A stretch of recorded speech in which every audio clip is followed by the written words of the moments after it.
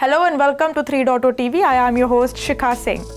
Tokenization of everything is possible on this planet, including the household collectibles, real estate assets to instruments like US Treasuries, and as exotic as smart contracts is gaining traction as mainstream investors fancy their chance with this replica of real-world assets or RWAs offers an opportunity to create liquidity.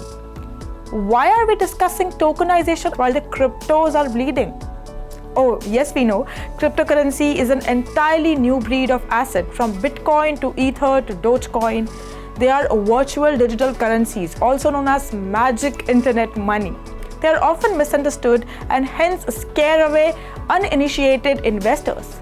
Tokenization, on the other hand, takes assets from the real world and puts them on-chain, marrying the perks of blockchain with assets from the real world. Now let's hear it from our guest, Mr. Kushal Patel, on how does tokenization work? What are the basics of tokenization? Tokenization essentially is creating a second layer on top of the base layer, like a virtual entity of an existing asset, collectible, or item.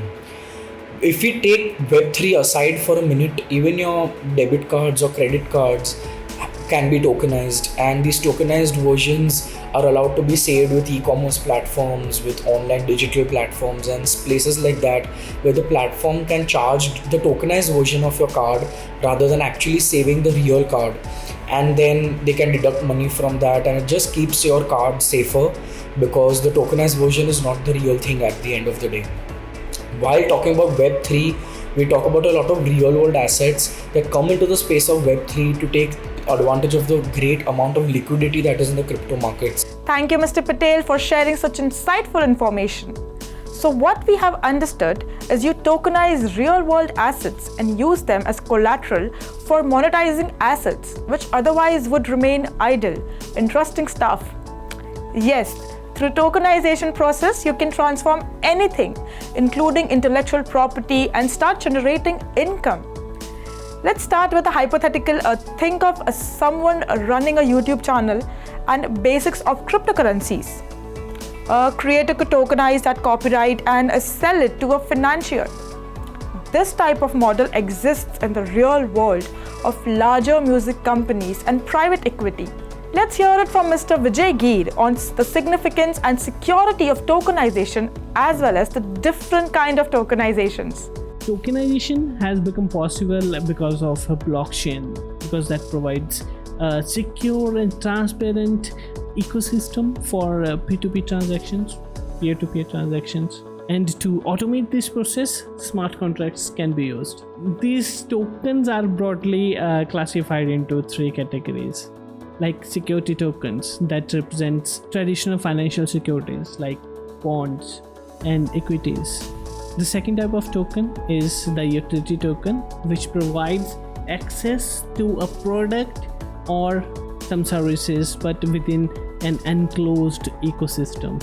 These tokens does not have any value outside of their environment. The third kind of tokens are asset-backed tokens. Thank you, Mr. Vijay Geer, for sharing such insightful information. Tokenization is not a new tech, it's just getting new adoption and recognition. CryptoPunks, Rare Pepes are in existence since 2017, the time of arrival of tokenization.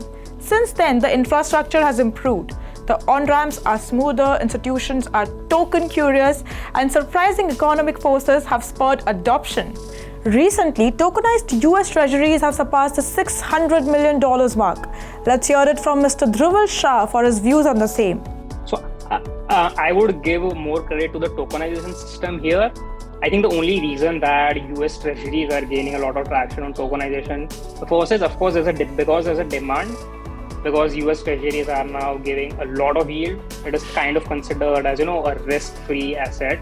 Because it is a US Treasury, people don't expect US to fall, and the yields are so high. Somebody, of course, just to solve this problem, because it can be brought on the blockchain. Now, people who don't have this traditional access or traditional know-how to deal with bonds, now because it is brought on blockchain and it is tokenized, and also what you can do is tokenization also, you can also bring in fractional tokenization, right? You don't have to buy in the entire treasury bond. Now you can fractionalize it, and people can even buy, $10, $15 worth of treasury bond, bringing in more liquidity and more access to a lot of Asia and other countries that might not have the same ticket size. The after effects of FTX and others may have had a negative impact on the new age technology, but that's a momentary reaction given the enormous possibility of digital currencies and virtual digital assets. The list of advantages is endless. Well, the merits and favorable and outnumber those negative arguments. Very soon we may have a situation when the world will truly become tokenized. That's it in today's special segment. For more such updates, follow 3.0 TV or log on to our website www.3versetv.io or scan the QR code to know more.